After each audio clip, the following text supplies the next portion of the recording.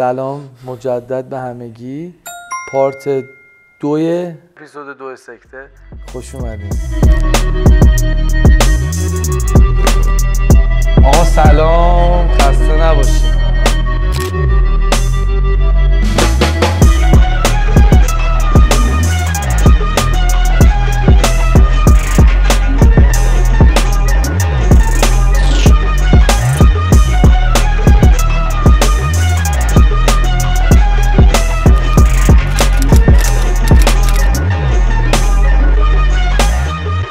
خب بس از آنفالو و تهمت ها و اینا بود دیگه. فکر کنم از بس اونا دیگه. حالا دیگه یکم راجع به میتینگ حرف بزنیم. اون چیزه میتینگ پارکشاد چه حالی داد؟ خیلی حالمونو خوب کرد. دوشنبه بود تو بالکن. آره اینجا توی بالکن بودیم، نشسته بودیم خیلی ریلکس. من گفتم که بریم همین میتینگ و اینا، تو یکی از این میتینگ های پارک و اینا تو هم گفتی بریم و زنگ زدی به بچهای واقعی. این چیه؟ بذار اونجا موبایل تو از همش مشتریه. بعد آره دیگه تو هم بچه واقعی دمشون هم گرم. همینجا هم یه شاوت اوت میفرستیم به بچه واقعی. بگو اگه میخوای تشکر کنی از کسی. دمشون واقعا گرم، از فرهاد، اشکان، حالا هر کی که آره بچه زحمت کرد. یک چیز از صفر آوردن رسوندن به جایی که 200 تا. چندین هفته هم هست دارن برگزار میکنن، هر هفته چهارشنبه. ترتمیز. خلاصه دیگه تو چیز کردی و هماهنگ کردیم و رفتیم و ریسکی هم بود دیگه، نمیدونستیم مثلا چی میشه. ما چون تو همچین فضای خیلی وقته، من میگم 20 سال نرفته بودم میتینگ و پارک و اینا. من میتینگ باز نبودم هیچ وقت، ولی اون موقع قدیما میرفتیم میتینگی نبود که مثلا مردم بیان. رپرها بودیم بیشتر اون موقع. مثلا من بودم، سامان، مثلا یه بار فکر کنم سامان مثلا دورم جمع میشدیم بیشتر. مثلا موقع یاس بود، حسین تویی بود، میرفتیم مثلا پارک توی ونک، یه جایی تو میرداماد بود، قلیونی میرفتیم، سروش بود، رضا بود، امزیپر بود. خیلی از مخاطبان امزیپر رو نمیشناسن اصلا، نمیدونم کجاست، امیدوارم خوب باشه. بعد دیگه می اومدن و بیشتر حرف میزدیم و اشغال و سیگاری، یه وینستون قرمز میکشتم. الان یه پوکی بزنم فکر کنم فشارم بیفته. بعد از اون مدت خب رفتیم تو همچین فضایی و خیلی باحال بود دیگه. سننا خیلی خب برای میانگین سنی هم فکر کنم پایین بود و حال کردن. خیلی هم وایرال شد. آره خیلی وایرال شد و حال کردن. ما 2 تا آهنگ خوندیم و جای سری از دوستانم خالی کردیم که بعدش هم حالا یکیشون اومد گفته بود نمیدونم بگو کمتر به مال فلان. به مالش من نیست والا کسی بره یا بیاد. خیلی مثلا مخاطبان بهش توپیده بودن که با بالا مثلا احترام گذاشته و اینا. به منم گفتن که سرش نمیشه. آره نه منم نمیخواستم. من مثلا میدونستم من شاید آماده بدتر از اینم بودم. یعنی عکس‌العمل کلا آدم چیزی شده، آدم تلخی شده به خاطر اتفاقایی که افتاده، انتخابایی که کرده. دست من نیست. اگه ناراحتی برو خودت ببین چیکارا کردی، با کیا گشتی، نمیدونم والا. قضاوت هم نمی‌کنم و ولی که منم گفتم هر کی اندازه شعورش حرف میزنه که فکر کنم بهترین و کوتاه‌ترین جوابی که میتونستم بدم. ولی غیر از اون حاشیه حالا منفیش بخوایم حساب کنیم، بقیه بازخورده خوب بود و آره اونایی هم که اونجا بودن خیلی حال کردن. بچه‌ها حال کردن. مطمئنا تو اون جمع کسایی بودن که شاید مثلا 2 تا فحش نثار ما کرده بودن قبلا. 100% اونجا کامیونیتیه که میتینگ دیگه. من تو زیر زمین خیلی محبوب نیستم. آره ولی خب همون حکایت تو مجازی منفور تو خیابون محبوبی. آره دیگه تو مجازی منفورم، تو خیابون محبوب. آره ببین کلا به نظر من جامعه ما همینه. یعنی خیلی تو مجازی خیلی ها رو مثلا میزنن و اینا، همون شخص رو در رو میبینن، داداش نوکرت این خاطره ده. من خیلی وقتا مثلا یارو عکس انداخته با من خیلی کناری شده، تگم کرده، بعد رفتم دیدم یادم مثلا یه سال قبلش دریوری هم به ما گفته. اشکالی هم نداره. تو فضای مجازی دیگه همه به هر حال پر رو شاخن دیگه. من میتونم برم به تایسون مسیج بزنم که فلانم فلانه مثلا، ببینمش جفت میکنه. ولی نه اینکه کسی من رو جفت کنه، حقیقت همینه. بعد این از میتینگ دیگه باحال بود دیگه. آره یه پسر بد میشه یه پدر بد، اون راه راست رو ول میکنه بزنه چپ. جدیدن حس عجیبی کف دستمه، جوکتی فکر کنم میگم که بستمه. رفتیم ساپورت کنیم دیگه. من رفتم ساپورت کنم، یکم امید بدم، بگم آقا ادامه بدین، دمتون گرم. تو لول تو یا حتی پایین‌تر از تو هیچکی خیلی وقت نرفته بود. آره میتینگ هست ولی بالا لول رو نمیگم من لولم، ولی به هر حال بالاخره تو معروفیت من و قدمت من کسی الان نمیره. خیلی‌ها میترسن. آره. خیلی‌ها میترسن که میگن یا مثلا اونجا داستانیشه حاشیه‌ایشه یا مثلا بریزن بگیرن یا بعدن. نه حالا ما خدا رو شکر فعلا داستانی نشد واسم. کاری هم نکردیم، البته ما رفتیم میتینگ دیگه. بچه اونجا خیلی چیزن، یعنی خیلی سعی میکنن که فضای سالمی باشه. نمیدونم چیزی نکشین، چیزی نخورین. آره همه اینو از قبل میگن. آره دیگه، آره خب درستش هم همینه دیگه. نمیخوام برنامه‌شون به هم بخوره دیگه. دمشون هم گرم و میگم پذیرایی کردن. پذیرایی که یعنی ما رو اونجا پذیرا بودن و ما هم خوندیم و الان بچه همگروه سابق من حالا یا هر چیزی من گفته همگروهی‌های سابق. آره. من توی یه مصاحبه اتفاقا با اشکانم بود داشتم. با همین اشکانی که آره. واقعی رو داشت. آره. خب یه مصاحبه با هم دیگه داشتیم و من گفتم که ازم راجع به زدبازی پرسید. گفت که زدبازی مثلا چجوریه داستانش؟ جوابی که من دادم این بود که زدبازی خیلی وقت وجود نداره، که واقعا هم نداره دیگه. گفتم هر از گاهی به خاطر مخاطبین زدبازی میان یه ترک میدن، ممکنه 2 سال دیگه بدن، ممکنه یه آلبوم بدن، ممکنه هم ندن. این واقعیت زدبازی بود. یه ذره مثل این که به سیاوش برخورده بود. به عنوان یکی از ممبرای اصلی زدبازی دوست دارم حالا ممبرای مش میگن فاوندینگ ممبر، آره یعنی زدبازی اصلی. آره. از بچگی که من یادم میاد خیلی از فنای زدبازی میگفتن که آقا تو سامان و مهراد.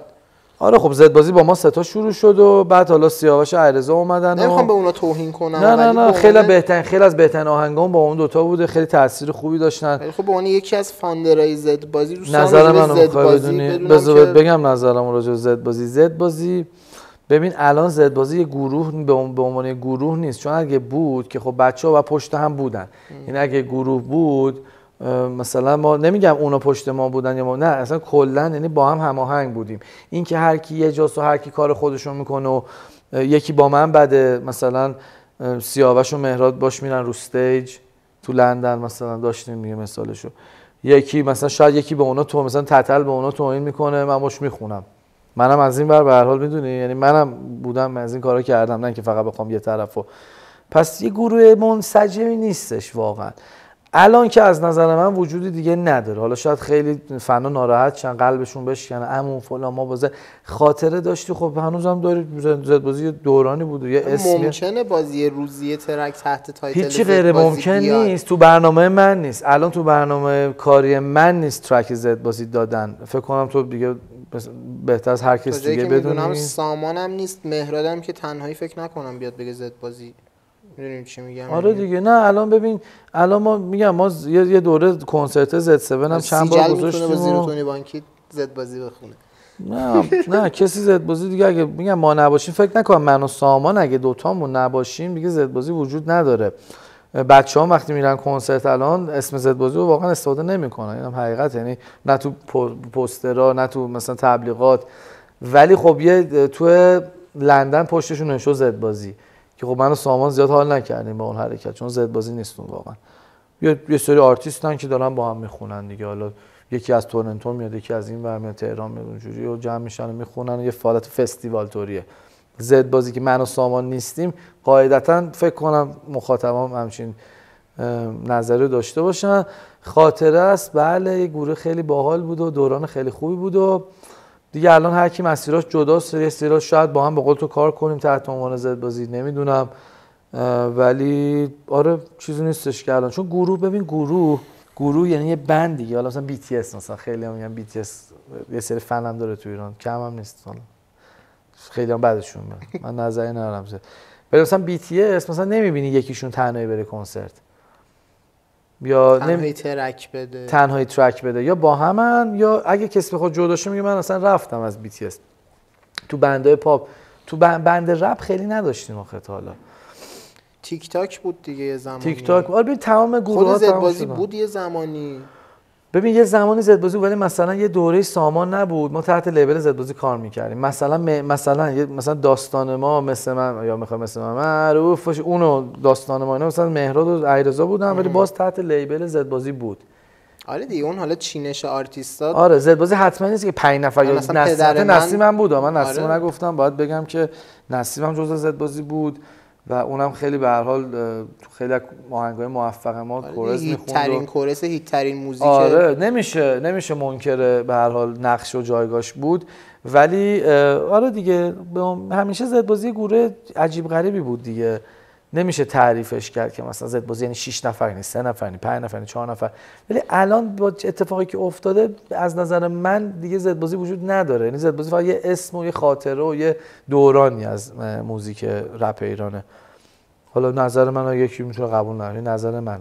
حالا شما جواب سیجلم اون موقع ندادم و حالا گفتم نه اونم نظرش رو داد. خب برای اونم عضو زد، تو عضو زدبازی نیستی، ولی خب تو نظر منم اینه که دیدن که بخوام نظر یکی از اعضای چیز زدبازی رو بدونم. آره اینم از این.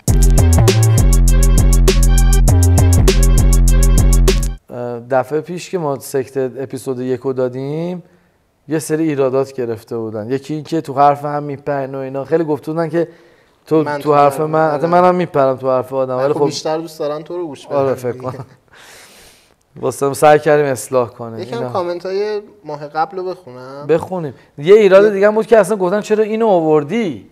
خب میخوای برو اونا رو بیار. نمیدونم. آره دیگه منیجر یکی دیگه رو میارم. آره مثلا منیجرم رندوم بگیم یه نه رای گیری میکنم بگم شما بگین من کیو بیارم مثلا. نه من مهمون خواهم داشت. آره مهمون 100% باید بیاریم. یعنی روی موب بالا سعی میکنیم آدمای مختلف بشینن، ولی خب وقتی این حرفا رو میخوایم بزنیم دیگه.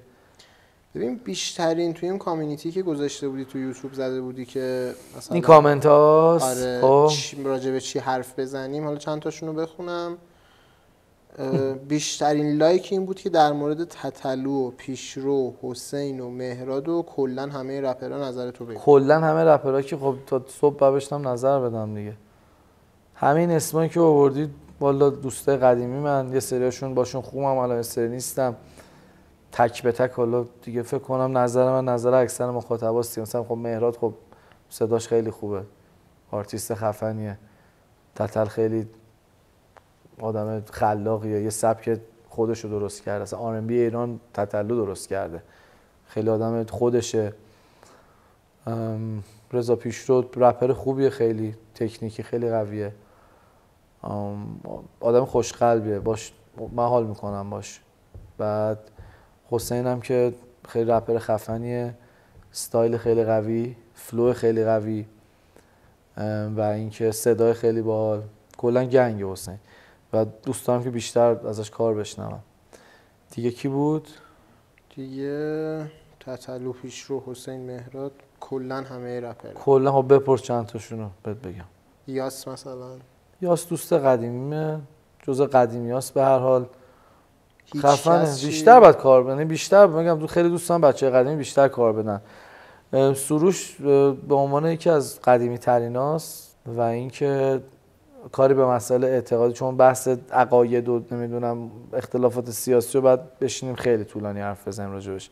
اونو بعدن حالا مخاطبا قضاوت خواهند کرد که من درست میگفتم یا اون درست میگفت یا دوتامون غلط میگفتیم، چون دوتامون نمیتونیم درست بگیم قطعا، چون تو دوتا نقطه مقابلیم. ولی نه اونم به نظرم یکم دیگه بیشتر اعتقاداتش رو وارد موزیکش کرد. میدونی چی میگم دیگه؟ فکر کنم مخاطب خودش هم کلافن الان از این داستانی که توییت میزنه. آخرین باری که غیر از این که داری دیس جمهوری اسلامی رو میدی من چیزی ازت نشنیدم. آره فقط دیس جمهوری اسلامی میده و یکی هم گفتو که چرا اینجوریه، گفتو تا وقتی که اینا هستن همینه بس. خب فعلا بس همینه بس دیگه. اونم میگم خیلی پتانسیل داشت که فکر نکنم استفاده داره میکنه. نمیدونم کجا درآمد دارن اینا، یه سری که نمیخونن کسی بهشون پول میده وام میگه. چون من خودم درآمدم موزیک، یعنی قسمتی از درآمدم موزیکه. کار دیگه هم میکنم ولی خب یعنی آهنگ نمیدی چیکار میکنی؟ شوگر گرفتی چی؟ یکی زده درباره این که 5 تا سوال پرسیده. اوف 5 تا سوال. یک چرا رپر بازجو این فکر کنم. چرا رپر شدی که من میگم بذاریم مصاحبه مثلا باحال رسمی. آره اسپانسر بگیر بعد. 2 توضیح بده میخوای رپر مجاز باشه یا همین جوری بمونه؟ خب راجبه اینم جدا بعد. اینم بعدم بگیم. این یه چیزه اصلا. آره اینو که یه مجاز داره. میتونیم یه کره خوب ازش بگیریم. نه یعنی شایسته قسمت هستیم. درباره چرا زدبازی به این مرحله رسید و یه جورایی منحل شد که گفتیم. شغلت چیه به غیر رپر؟ تو چه زمینه‌ای فعالیت میکنی؟ گفتم 100 دفعه. چه کتابی خوندی معرفی کن. کتاب باحال خوندم. یه کتاب راجع قذافی خوندم که کارایی که می‌کرد. من کامنت بعدی اینه که خدایی دوست دارم نظرات عمو رو در مورد مسائل خاورمیانه بشنوم. اینم پادکست سکته. ببین خیلی دوست دارم. چون من آدمم که می‌دونی که خیلی علاقه دارم به سیاست دیگه، میدونی خودت. میتونم یکم حالا مخاطبش شاید کمتر باشه، شاید بیشتر، نمیدونم. یه لاین جدایی. آره یه لاین جدا. آره پادکست مهمونه، چون من رفیقای تحلیلگرم زیاد دارم. حتی الان که ماشاءالله ما 80 میلیون تحلیلگر داریم. ولی حالا کسایی که بولتر، یعنی سوادشو بیشتر دارن رو میارم، راجع به اونم صحبت میکنیم، نظر منطقه و ایران و فرا منطقه و درباره مسائل روز رپ فارس و هات‌ترین آرتیست‌های مارکت نظر بدیم. اینم همه ببین همه چیزا هر خب هر سوال اپیزوده هیچی زده یه فیت 3 نفره با سلطان تتل و حسین آخ که محشر میشه این فیت. من هستم، دوست دارم بچه‌ها پایه باشن بریم. راجع به رپرهای نسل جدید می‌خواین هم یه اپیزود میتونه باشه نسل آره جدید. نسل جدید اصلا میتونیم بیاریم یکیشونو. هیچ کدومو جواب ندیم. در رفتیم از زیر سوال. اوکی نه این واسه اپیزود 2 فکر کنم خوبه و اینکه ببینیم چی میشه دیگه. در مورد عاطفه. عاطفه کدوم؟ عاطفه نمیشه بگم. فرزند جدید مبارک. مرسی. سامان چرا انقدر مست میکنه؟ کامنت سامانم میاریم مثلا شاید اپیزود بعدی نه دو سه تا بعدی بیاریم داداشم بپرسیم ازش آره. این حرفایی که زدی دفاع کن از خودت. آره. شما خیلی‌ها میپرسن چرا کنسرت ها نیستی، اونو تقریبا توضیح دادم، حالا میتونم بعدها بازش کنم بیشتر. دست معروف خدافظی عشقین همگی.